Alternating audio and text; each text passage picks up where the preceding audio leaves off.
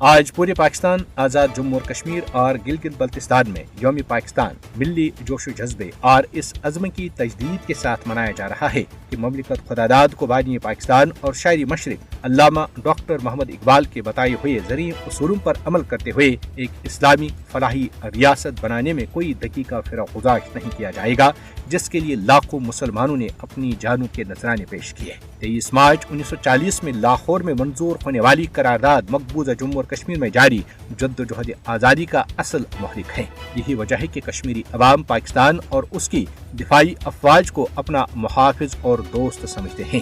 مملکت قرارداد پاکستان مقبوضہ جموں اور کشمیر پر بھارتی تسلط سے آزادی تک اہل کشمیر کی جدوجہد کی حمایت کے لیے پہلے کی طرح پرعزم ہے۔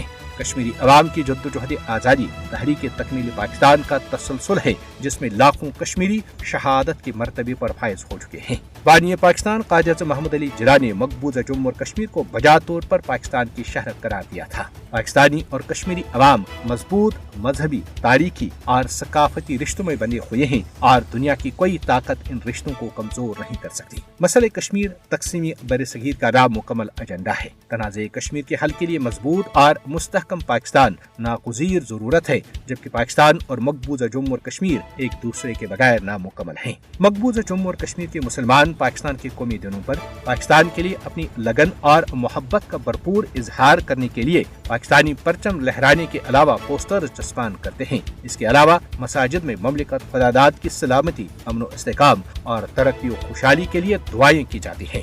1947 سے مقبوضہ جموں اور کشمیر کے عوام بھارتی بندوقوں کے سائے میں پاکستان کے قومی دن منا رہے ہیں۔ کشمیر بنے گا پاکستان کا نعرہ ہر کشمیری مسلمان کی آواز ہے۔ 5 اگست 2019 کے بعد بھارتی اقدامات نے پھر ایک بار ثابت کیا ہے کہ برصغیر میں مسلمانوں کو ایک علیحدہ وطن کی ضرورت ہے۔ مودی حکومت کی ہندوتوا پالیسیاں دو قومی نظریے کی تصدیق کرتی ہیں۔ مقبوضہ جموں اور کشمیر کا پاکستان کا حصہ بننا مقدر میں لکھا جا چکا ہے۔